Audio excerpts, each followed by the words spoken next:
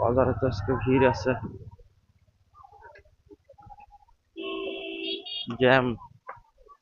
বড় বালতিতে জ্যাম লাগাই দিছে। 46 এক্সপ্রেস জ্যাম লাগাই দিছে। আমি দাঁড়া আছি, আমি তো মোটরসাইকেল সাইড দিয়ে চলে যেতে পারবো। আমার জন্য তো সবসময় রাস্তা খোলা। ও বাবা, এইদিকে তো আবার প্রাইভেট কার ওয়ালারা দখল করে রাখছে। উম, জ্যাম মোটামুটি ভালোই লেগে গেছে।